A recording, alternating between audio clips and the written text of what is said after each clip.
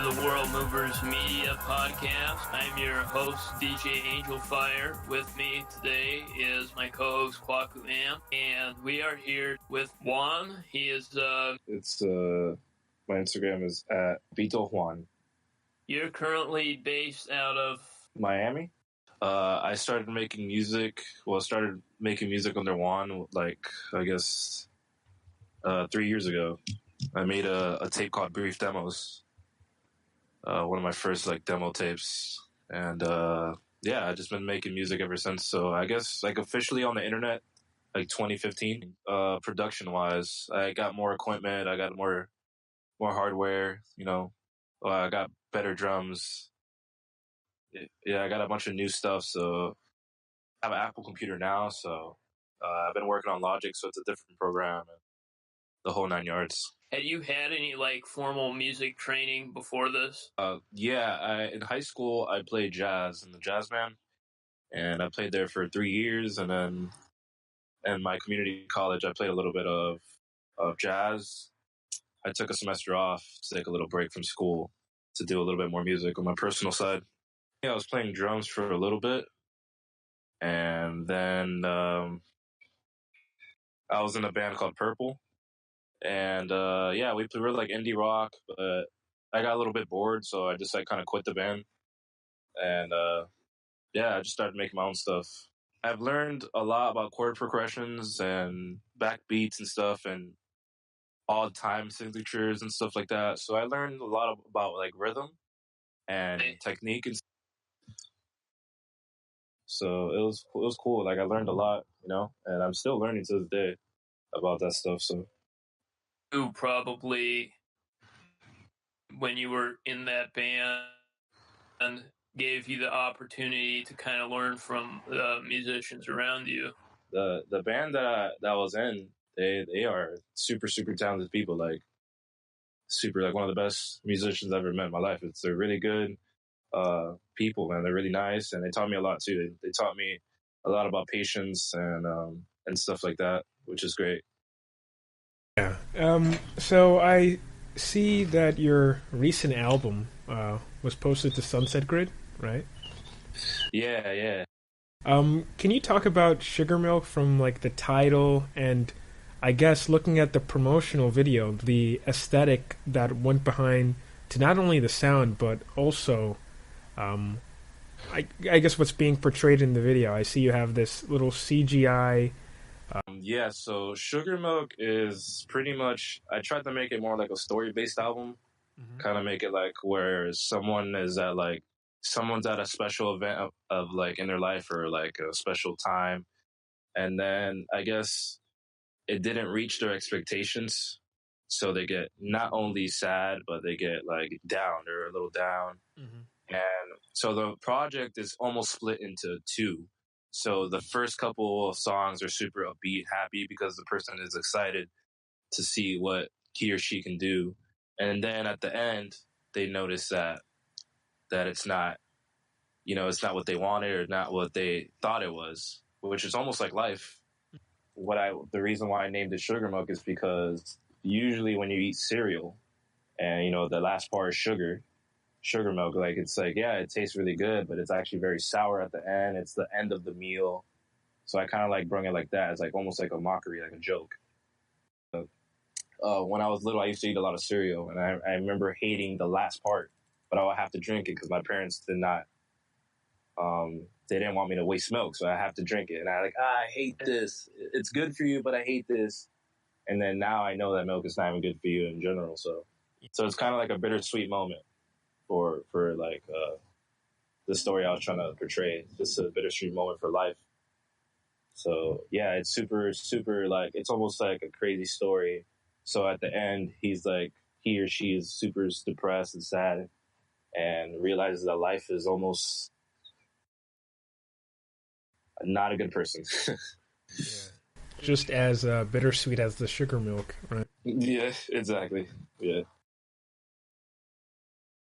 So I wanted to make the album very, very bright, very all the sounds are super bright, and more synth based, because the music that I usually listen to is very synth based, and I have a lot of hardware and stuff. So my dad used to be a breakdancer, so I listened to a lot of That's pretty cool. Yeah, he used to Nice. breakdance. So he has like a lot of records. So I would just look at the album covers and read the stories behind the records and stuff, and they always have like a crazy story.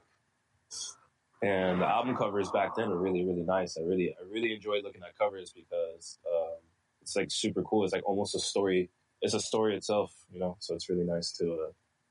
So when the person did the album cover for me, I wanted him to just do his own thing. His name is Julian. I told him to just make it as bright as you can. You know, it was a very hot day that day. It was super hot, but I wanted it to be like beaming hot. And yeah, I wanted it to be. I wanted when someone looks at the cover, I wanted them to be like, "Wow, this is very like the colors are very bright. I hope this is a very bright album." Yeah, you even have like I guess the color theme on the side of the album cover. I can see it. You know, you have the pink circle and everything. Really Yeah, cool. I really like. It's very simple. The music, to be honest, I just wanted it to be very easy listening. I didn't want it to be too complex and too crazy. I wanted it to be easy to listen to people. Mm-hmm. Like And smooth jazz. yeah, I wanted it to be where you can kind of play it and just like enjoy it, almost like, oh, okay, cool, this is easy to listen to. I didn't want it to be super complex and time signatures are different. Like I didn't want to do anything like that. So with Sugar Milk, as we've come to our, I guess, close on talking about it. Have you worked on any other albums in the past, or any collaborations? Yeah, I worked on with an artist named Caleb Martin, and he is like a I guess like a rap producer kind of guy. Mm-hmm. And yeah, I kind of produced for him because me and him are actually really close friends. So he started making music a little bit earlier than me. He started making music like when he was like in middle school. So Wow. he's more of like a trap kind of guy. But then we like try to mix our elements together, and like he's really cool. He has like a really heavy Kid Cudi influence, which is really cool. Because Kid Cudi is actually a great artist, and I like how Kid Cudi mixes his music, blends his music together with a lot of elements, which is great. Mm-hmm. Almost like a space vibe, because that's what I really like at the end of the day. At the end of the day, I really do like that kind of vibe, like space kind of vibe, like almost almost like a dream, almost. He definitely has that kind of vibe. I need to learn how to like collaborate with people, so I've been bouncing around, doing a bunch of cool stuff, learning a lot too, learning a lot how to work with other people. Was Sugar Milk your debut album, or? Yeah, it was my debut album. Yeah, Okay. But anything before that would be like little small demos, but this was my first official like project. I wanted it to be completely different from my other little like sounds and tracks that I have on the internet. Interesting. I wanted it to be like pretty much my ID for music. I can always go back to it and be like, this is who I am. You've got a solid foundation. Yeah. Oh yeah. I always started listening to it again a couple days ago actually, because when I dropped it, I stopped listening to it. I was like, okay, like it's almost like giving birth. It's like, okay, you have a baby. Yeah. I mean, you got to promote it and take care of it, but you don't really want to like go all in. So I was just like, I need to get some space from this song, this music, and I gave it a little bit of space. And now I'm like listening to it again, and I'm happy. I was more content now. Back then, I really wasn't. I was more nervous, scared because it was my first project. Yeah. It's really important to be able to step back, act with a degree of subtlety in terms of what you're putting into your work. Yeah, that's definitely true. I think that definitely music artists should definitely just like put out whatever they have. Not whatever they have, but they should have confidence in what they have for sure. I was scared because it was sounded different from anybody else that I've heard, like, and I guess in my local scene, I was just like, damn, it doesn't sound like anybody else. I'm scared. I don't know how people are going to react to it. But at the end of the day, people reacted to it really nice. People are like, oh, wow, this is something that rarely listen to. Yeah, so I was more kind of like scared about that. Like I was like, oh, this might be too different for people. People might not understand it. And then I got good reactions to it. And I was kind of happy. I was like, wow, this is great. And I showed my dad, which is funny. My he was super happy. He was dancing since he's 50, but he was still dancing, so it was just hilarious.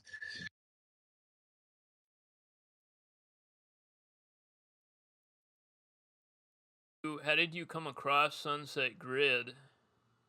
Well, before I even released the album, I would ask like how would I put my music up there, because everything that they put up, they like put really good music. I'm like, wow, this is great. How do I get my music on there? Because I listen to a lot of vaporwave. Like there was a time where I was listening to vaporwave all the time. Like I was scared. Like vaporwave is one of those genres that you have to listen to alone, not like play it out like really loud. So I'll like walk to school with it, and it's really nice.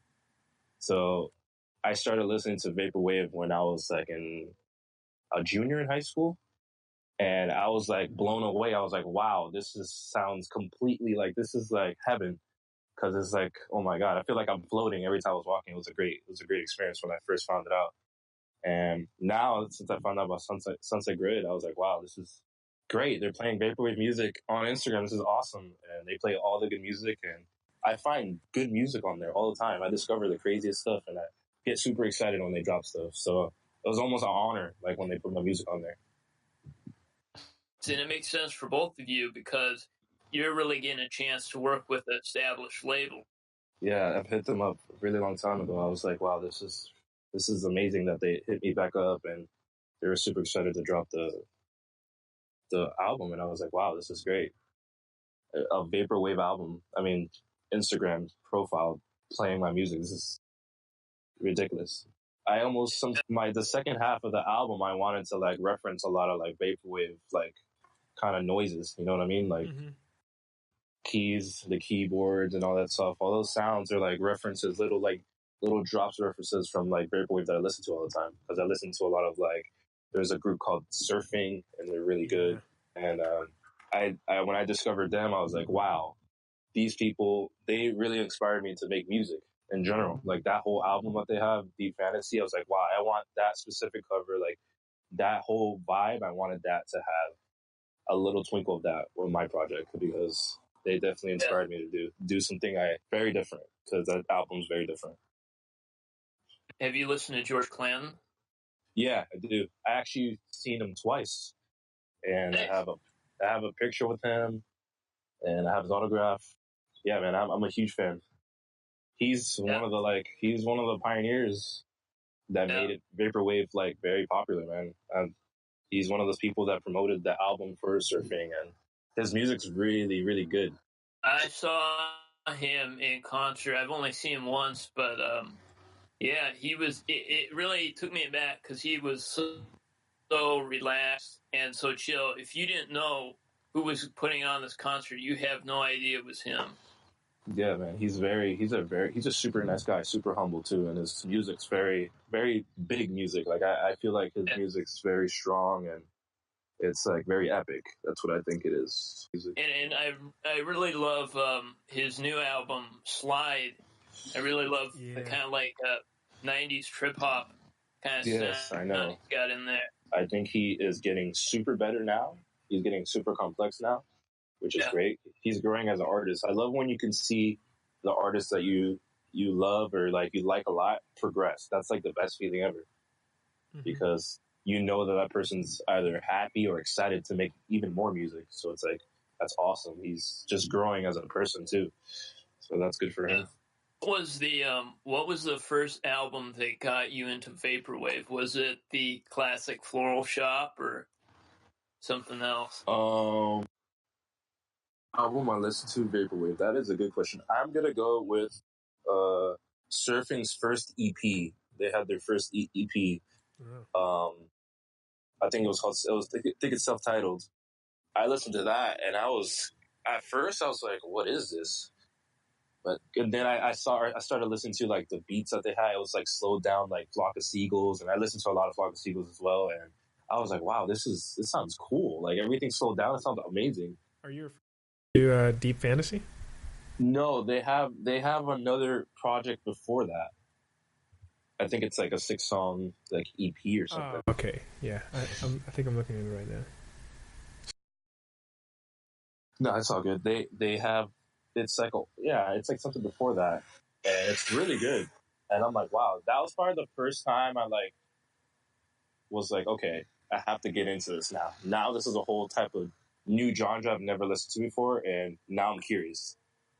It's almost like I'm a kid that wants candy. I was like, okay, I want more of this. This is awesome. So it just took me to a whole world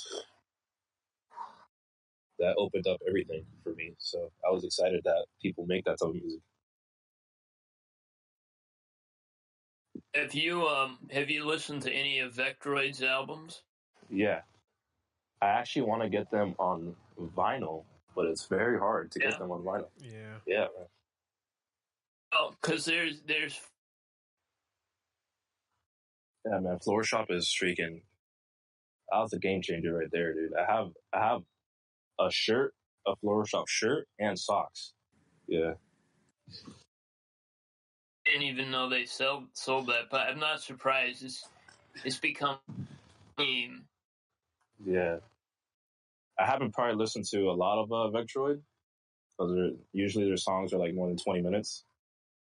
But I've definitely heard of them before, and they're they're whoever that is making that type of music is like freaking genius with the phasers and all that stuff. It's like wow. Oh, Floral Shop, the Vectroid moniker. That's all Ramona Javier.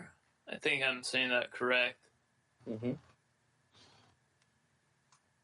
I think she said something to the effect that she actually works primarily in programming and just kind of did this as like a side thing. And the whole Floral Shop thing just blew up big.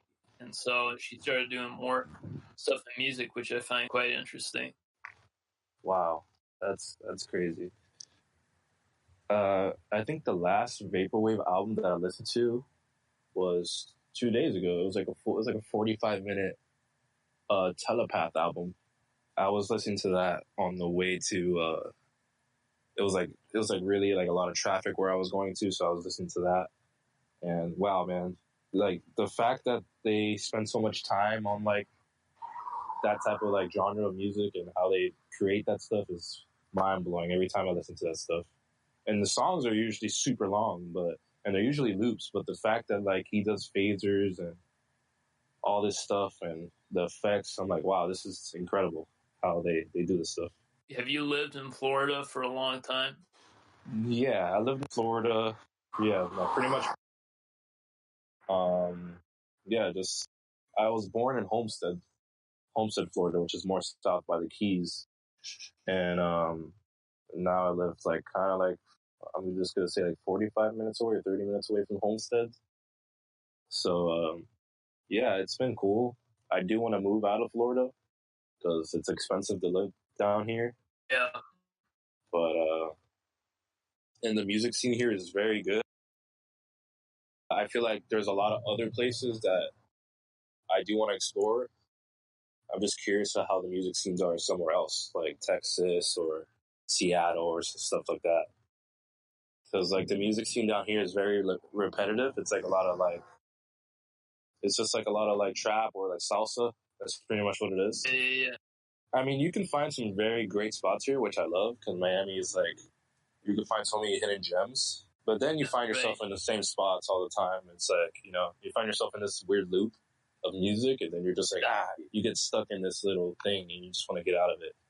And that was the time I started making the Sugar Milk album because I like dropped everything. I was just like, okay, I need to stop listening to everything and just like create something of that consumerism, but it's I guess half always wanted to nostalgia make and half instead of like trying to replicate stuff. I feel trying like to create, I guess, like a distinct sound, people to like remind them of their childhood because I feel like that type of music slightly reminds them of their childhood in a certain way. I think that's one of the reasons the vaporwave caught on so much is its heavy reliance nostalgia and the vibe it kind of sets. Yeah. And there's definitely some, you can get a sense, at least with some of Vectroid's work,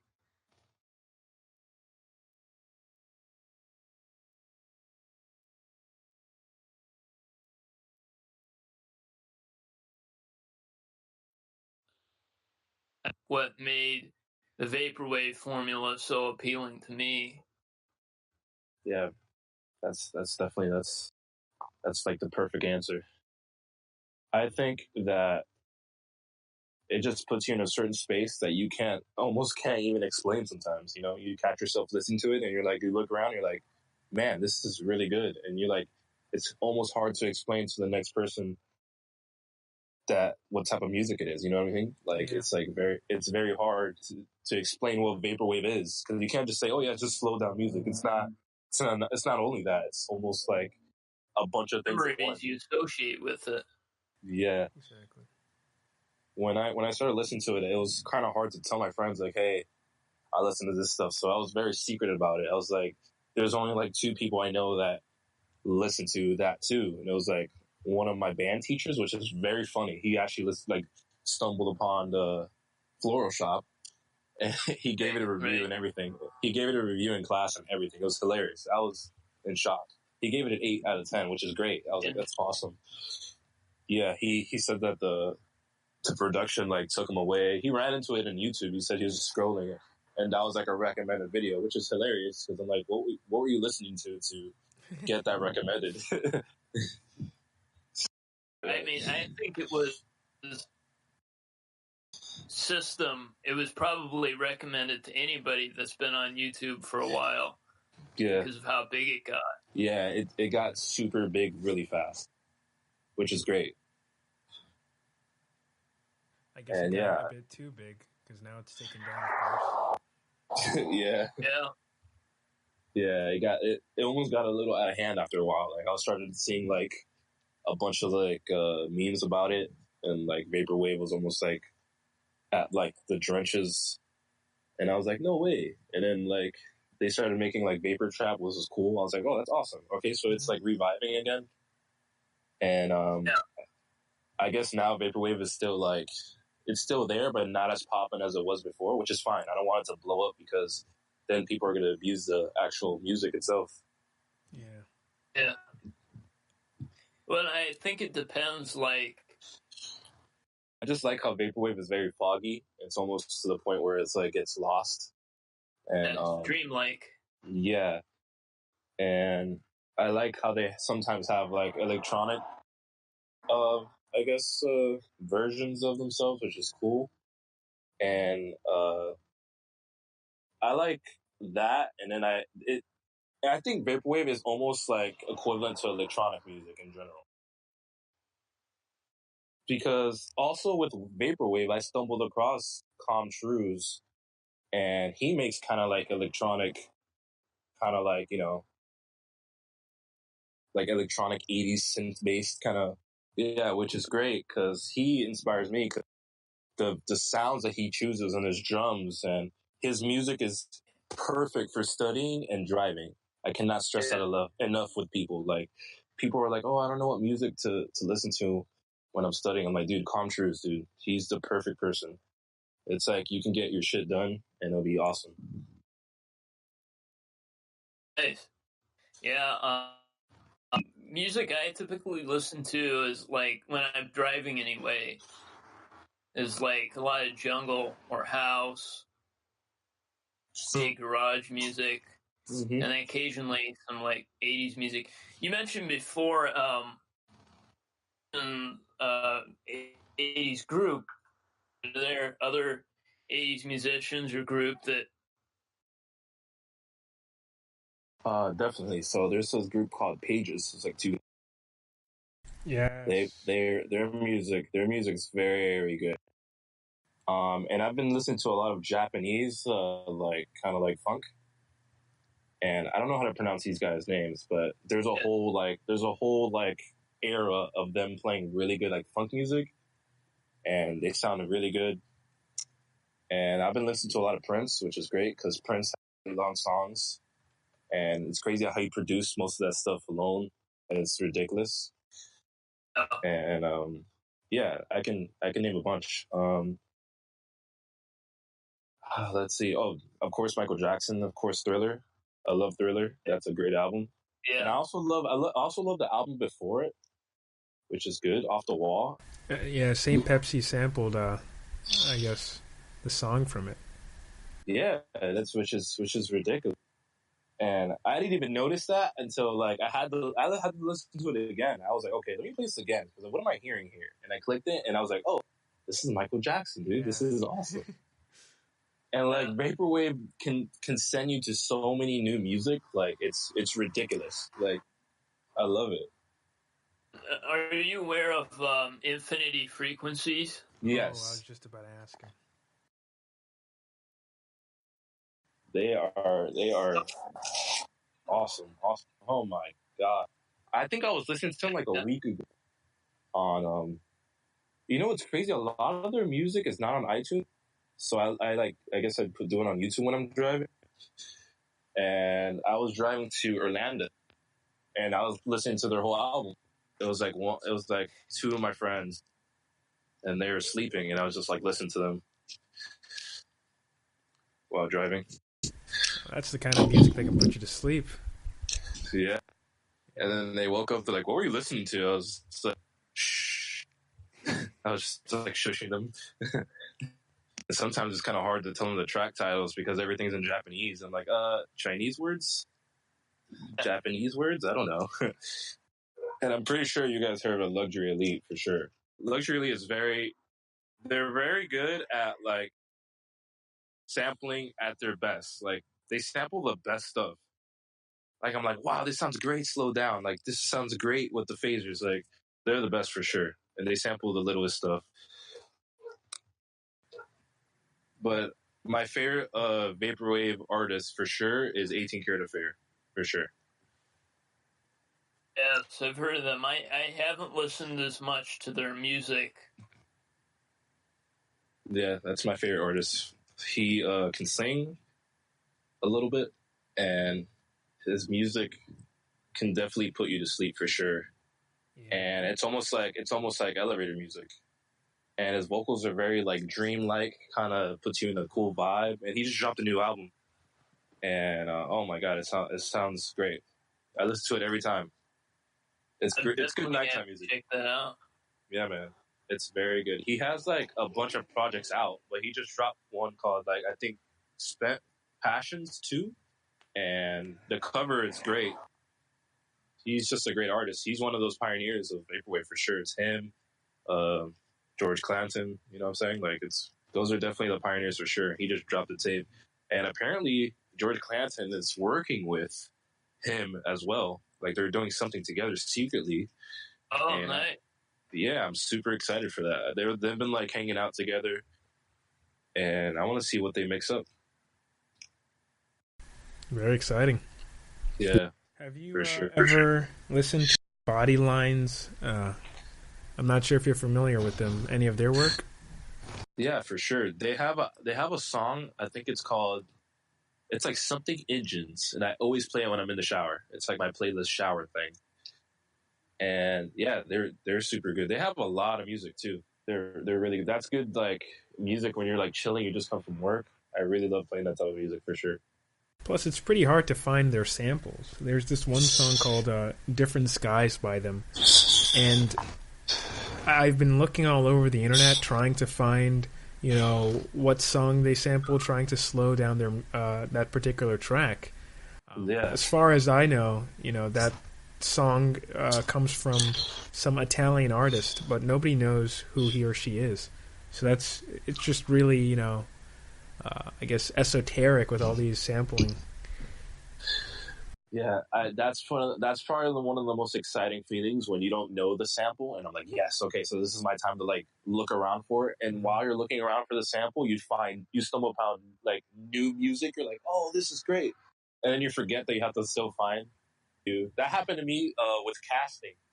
Oh like, yeah, they had a casting. Song, and I was like, oh my god, it literally took me like 2 months to find the song, and I finally found it.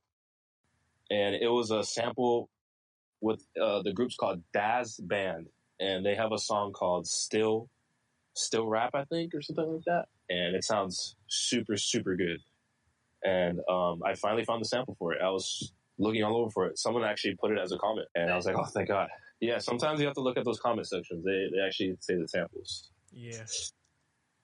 Kwaku has kind of a related story. He was looking for the original song that Diana Ross covered, Your Move, and he has kind of an interesting story about how that.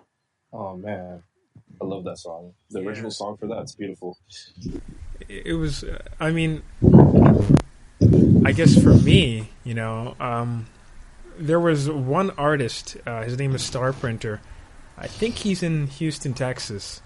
One day he uploaded a song, and it was like, It's Your Move, and some random Japanese characters. And, it sounded really, really similar to the Diana Ross sample. But of course, the lyrics were changed, and it really had some sort of, I guess you can say, country-esque influence. So I was like, okay, this has to be a different band completely. Sure enough, I posted on our Vaporwave, and then, we find out that it's from a band called America. But then, like, I guess a year later, I'm trying to see if that song is a sample of another song, and apparently it is. You cross-posted someone else's post, the same thing, and of that song. I don't really remember the original It's Your Move, but maybe you do. The original artist that sang the song was Doug Parkinson, and he was an Australian pop singer.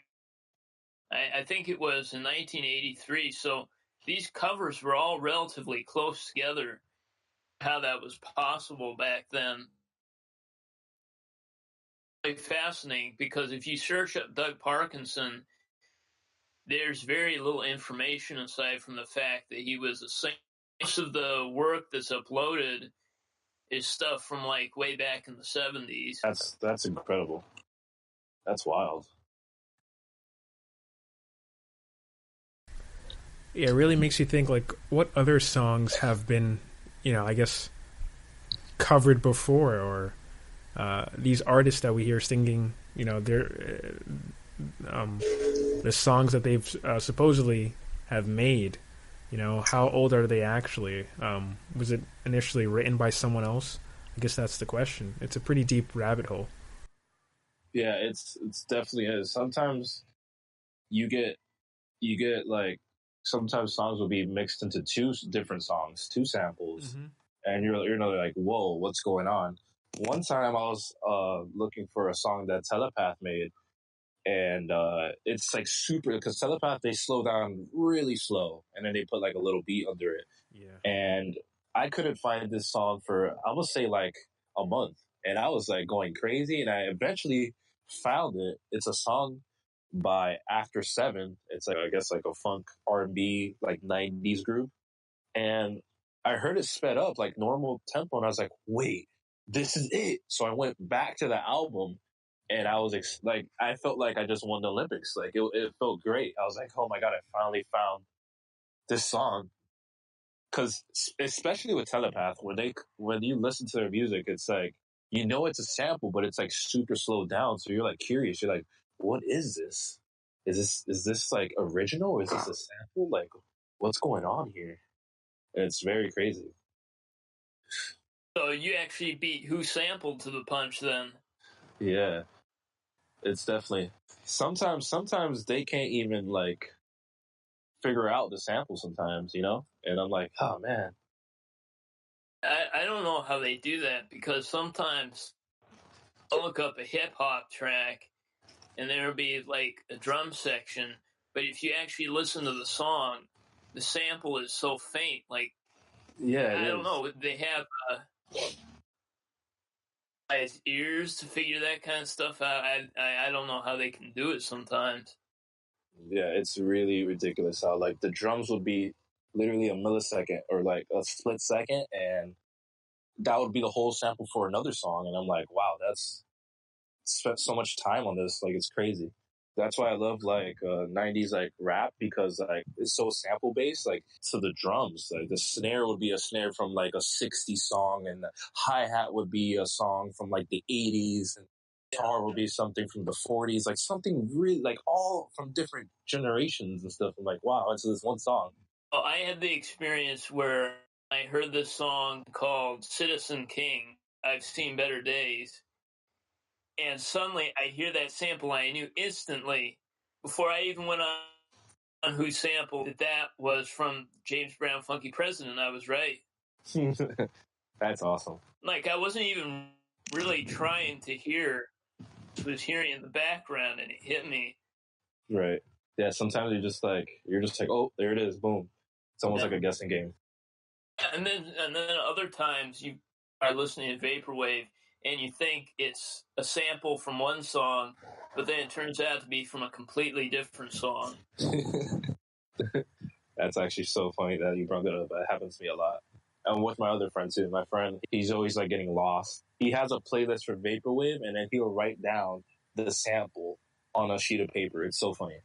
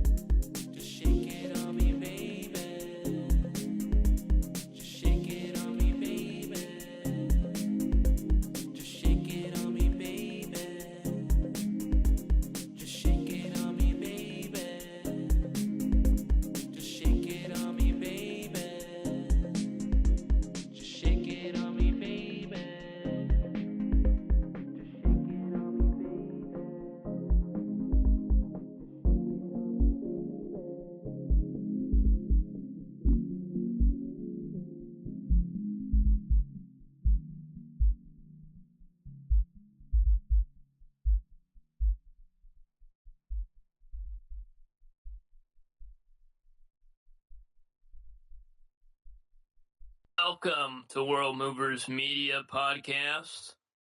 I'm your host, DJ Angel Fire, with my co-host, Kwaku Amp. Hey. We are back with Juan. What's up? Is there any sort of your new album that is sampled, or is it more of a thing where you took your cue sort of based off of Vaporwave, but then, you know, your own hardware, synthesizers, instruments, stuff? So for the album, nothing is really sampled. But the last song, it's kind of like a slow jam song from this. I kind of wanted to mimic one of the slow jam songs from like a general like late 70s kind of vibe, like early 80s. Like Lady in Red. Yeah, I try to make it something like that.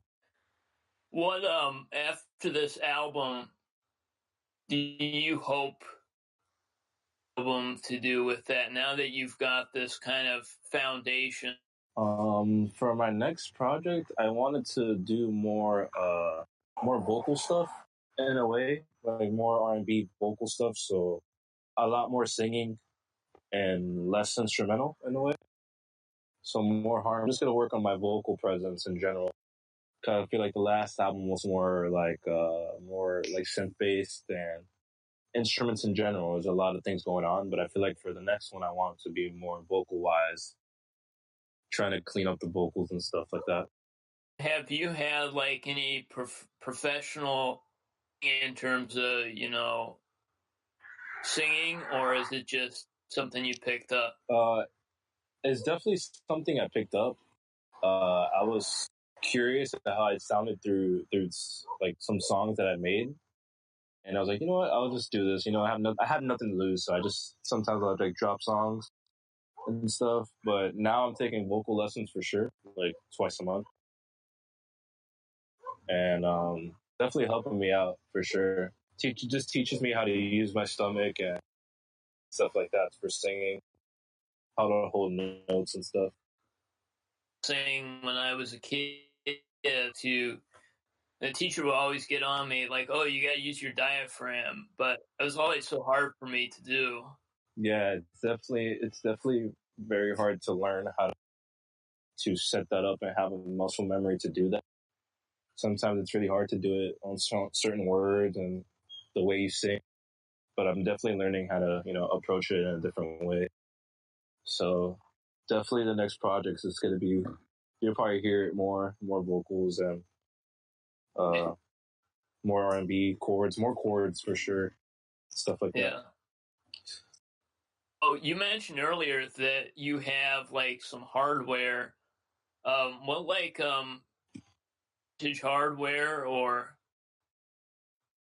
Right now I have a Juno 6.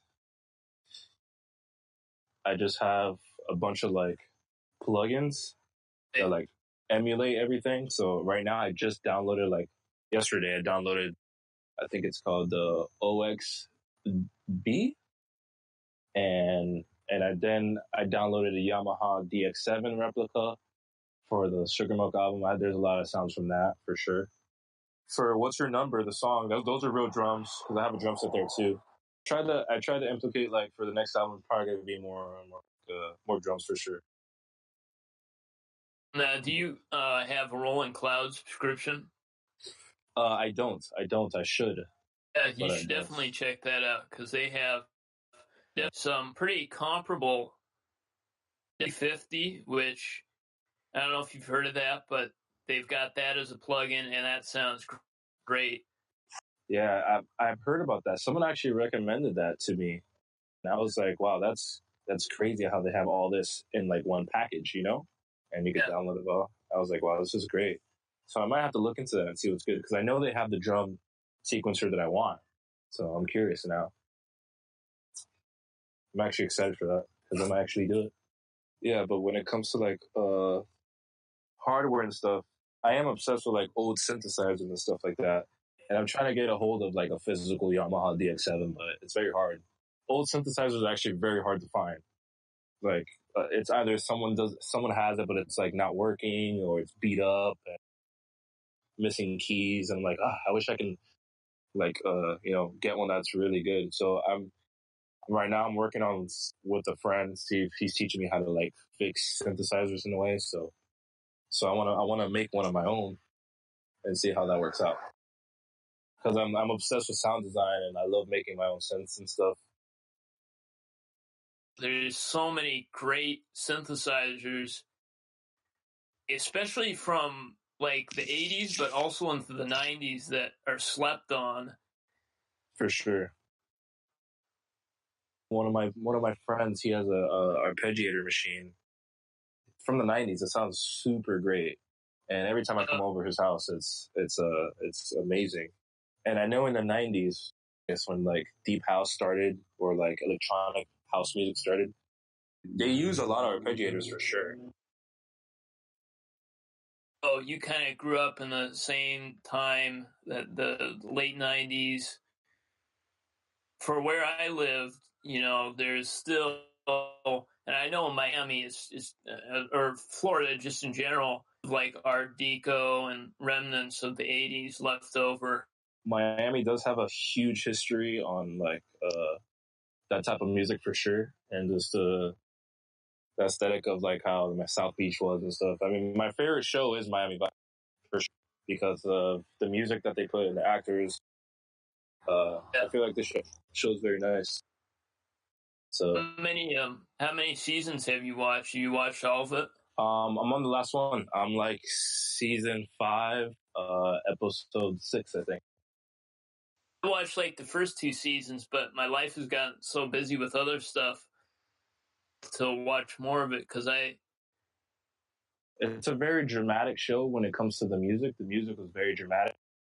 The person who made it was Michael Mann. He's very good at creating some type of energy for the episode, because every episode he had a distinct sound for it, which is great. I love how he had an idea. He would create the whole idea throughout the whole episode, and you can hear it, and it sounds great.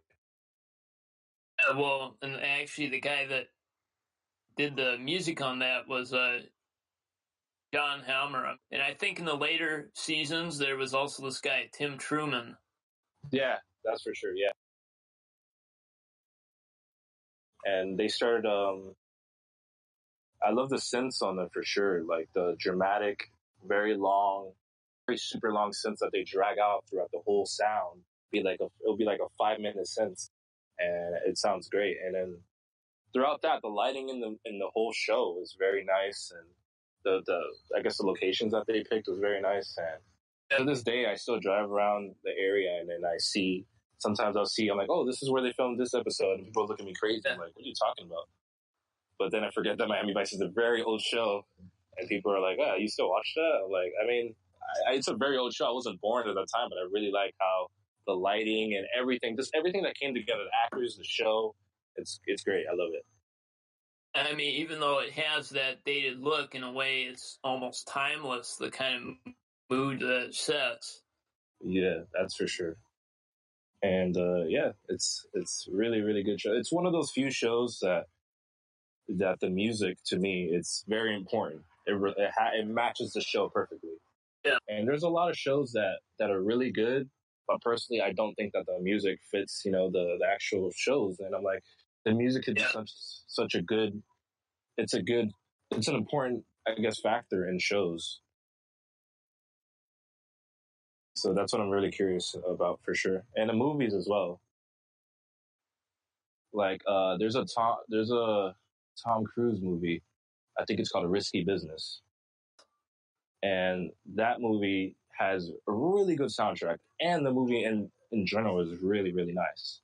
And another movie, Scarface, even though the movie was very dramatic and the sounds are very dramatic, the music was very good. It fits the movie perfect, because without the music, the movie would just be another drug movie.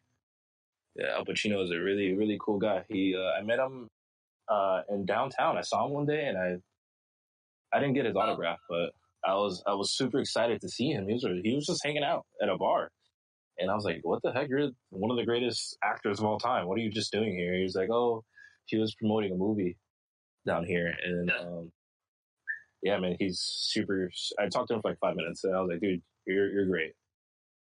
Yeah, I definitely get starstruck when I see celebrities for sure. They definitely have an aura. And I don't know if people create the aura or they do, but I definitely can see it. And I was like, oh my God, this has to be Al Pacino. And yeah, he's a little old, but he's a great guy. He's a great guy. Super nice. Down here, I always run into celebrities, to be honest. There's always celebrities. Like, if you go more like downtown or like Miami Beach, there's definitely a celebrity within 5 miles of you for sure. What celebrities have you seen? The last celebrity that I saw, or I guess artist, was Pusha T. Yeah. That's not surprising. Yeah, I saw him there. I saw him super close. Shook his hand. I saw that and I was like, oh, okay, cool. And then I think before that, I saw Dan Marino.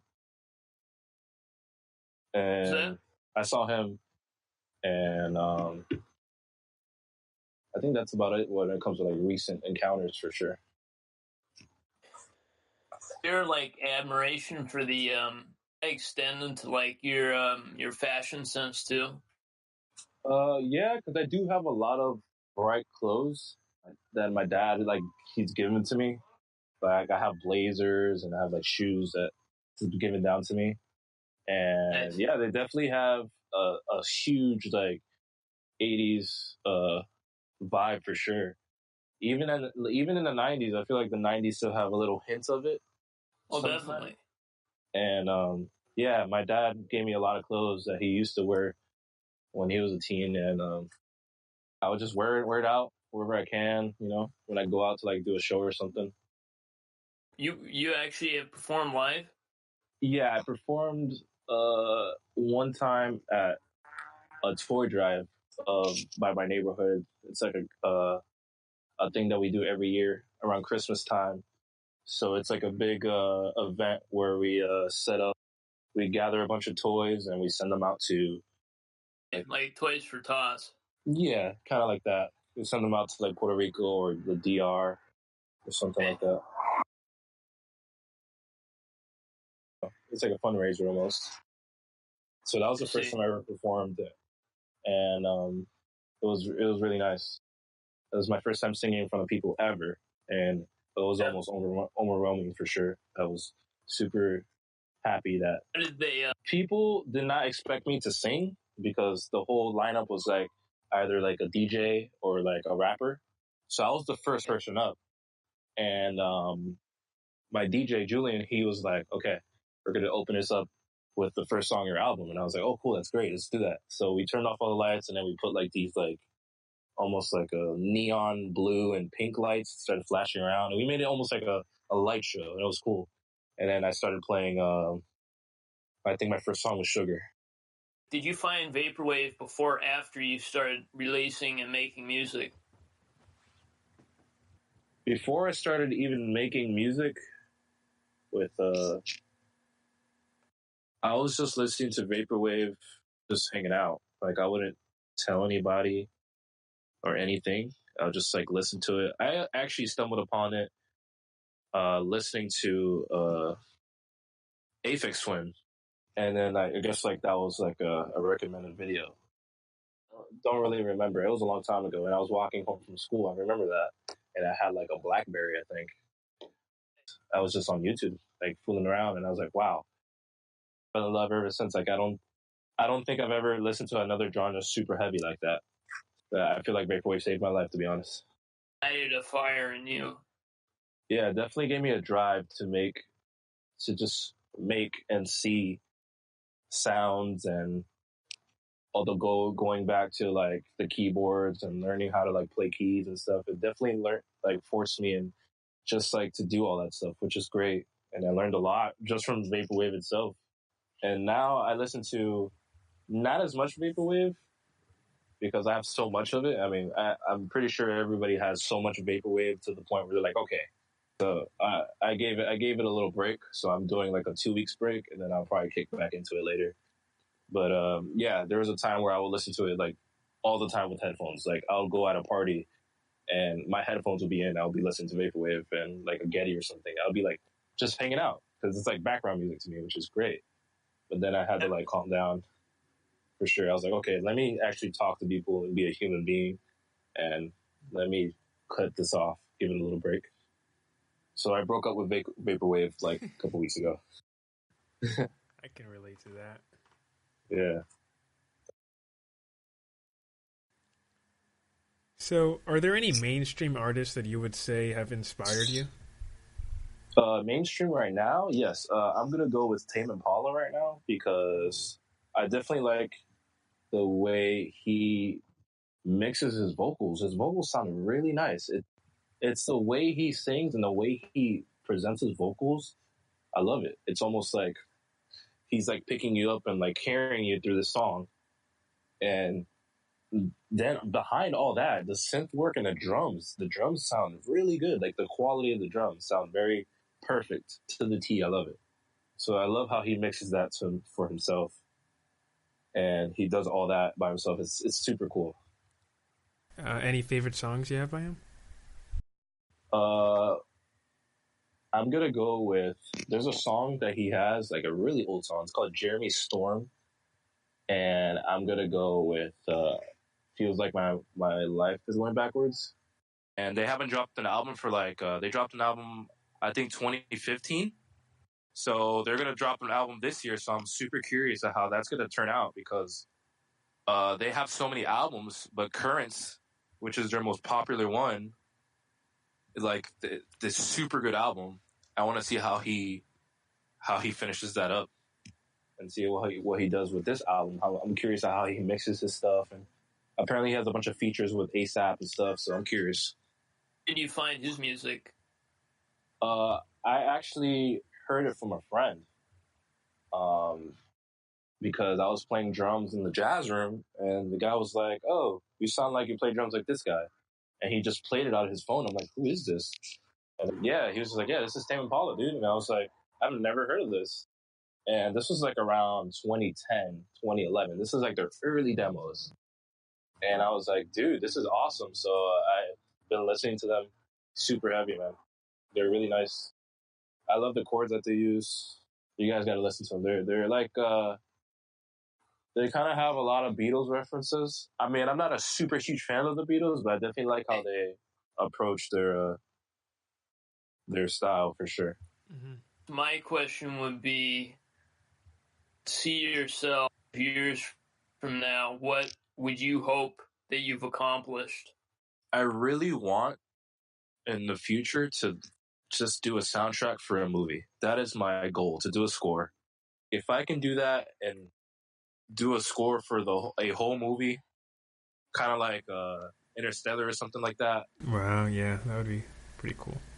Yeah, that is my dream. Like I'm not looking for like a Grammy or anything. I just want to make music for soundscapes and stuff like that. Just for visuals. That's what I love to do because I love sounds and stuff. So just imagine someone putting your music in one of their scenes in like a movie. That I feel like for me that's it. That's the best thing ever for me. There's a lot of music that came up that I've made. It's definitely been like little loops that I have in my head that's been made up. I'm like, what is this stuff that's in my head? That's why vaporwave is such a huge like inspiration and like a reference for me because vaporwave is just loops at the end of the day. So imagine you just have this huge like loop in your head for the whole day and you want to lay it down on keys and then you do. It's like you feel great. You feel awesome. For you, because obviously your dad was a breakdancer, music was probably part of your life even from a young age. He definitely opened up a lot of doors for me when it comes to music and how to present yourself with music and how to listen to it. And there's certain music for everything, he says, and I believe that. It's been fun chatting with you. I think we're going to wrap it up. You want to shout out, like, maybe the guy that made your album art? Julian, so his name is his name is Julian Gonzalez. He's a really good guy, man. He's awesome. He's one of my closest friends. We've been friends since 6th grade. I've literally seen him grow as an artist, as a, you know, he does graphic design. He's getting better every single day, and I love the dude, man. He's awesome. He pushed me. He's like, yo, you got to make an album. Because I was just like, no, I'm not going to make an album. And he did. He was like, dude, you got to do this, man. And he did. He pushed me. He's the best, man.